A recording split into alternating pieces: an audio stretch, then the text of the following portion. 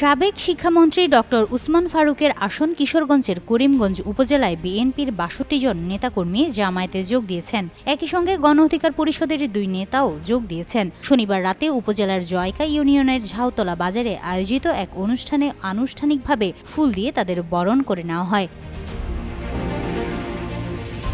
অনুষ্ঠানে তাদের ফুল দিয়ে বরণ করে নেন জামায়াতের কেন্দ্রীয় মজলিসে শুরা সদস্য ও কিশোরগঞ্জ ৩ আসনে জামায়াত মনোনীত সংসদ সদস্য প্রার্থী অধ্যাপক ডাক্তার কর্নেল জেহাদ খান।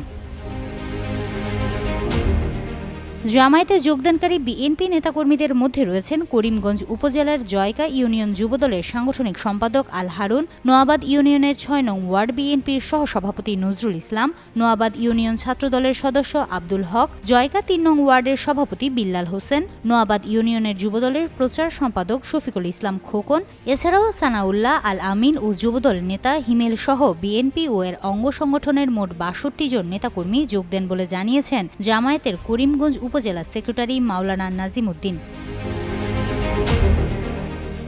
একই সঙ্গে গণ অধিকার পরিষদের নেতা আব্দুল জব্বার এবং করিমগঞ্জ উপজেলা ছাত্র অধিকার পরিষদের সাবেক সভাপতি শহীদুল ইসলামও জামায়াতে যোগ দেন।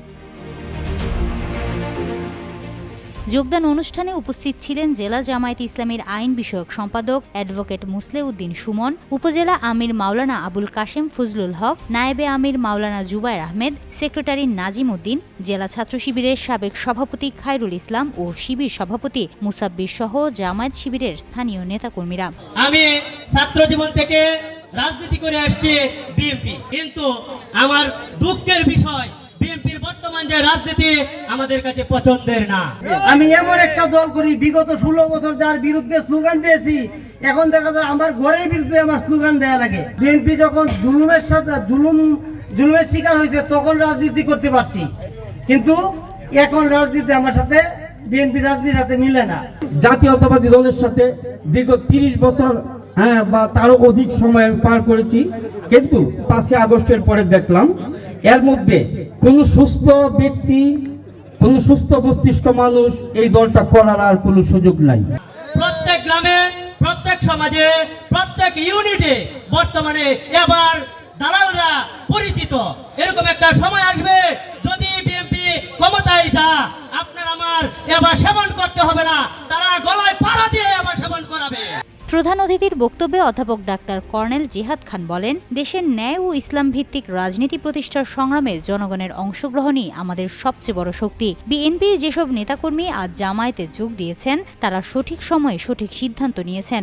আমরা সবাই মিলে ইনশাল্লাহ ন্যায় ভিত্তিক সমাজ প্রতিষ্ঠায় কাজ করব। ভোট তো এমনি জাস্ট নামে বা পদ দিয়ে ভোট হয় না, মানুষের মন জয় করতে হবে। কিশোরগঞ্জ ৩ আসনে এবার বিএনপি ও জামায়াতের মধ্যে জমজমাট লড়াই হবে বলে আভাস পাওয়া গেছে। এই আসনে 2 প্রার্থী হেভিওয়েট ডক্টর উসমান ফারুক শিক্ষামন্ত্রী থাকাকালীন এলাকায় ব্যাপক উন্নয়ন করেন, যার কারণে এলাকায় তিনি ব্যাপক জনপ্রিয়। গত 17 বছর এলাকায় না থাকার কারণে বিভিন্ন আন্দোলন ও সংগ্রামে করিমগঞ্জ ও তাড়াইল বিএনপি ছিল অনেকটাই নীরব, কিন্তু গত 6 নভেম্বর উসমান ফারুক দেশে ফেরার পর নেতাকর্মীদের মাঝে চাঙা ভাব লক্ষ্য করা গেছে।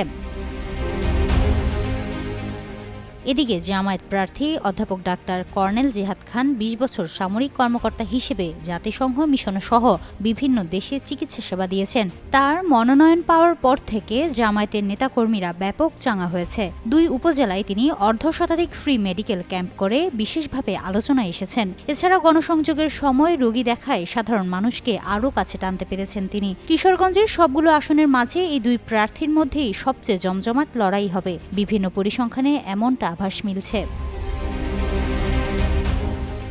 হিমাতুল জান্নাত, যুগান্তর নিউজ।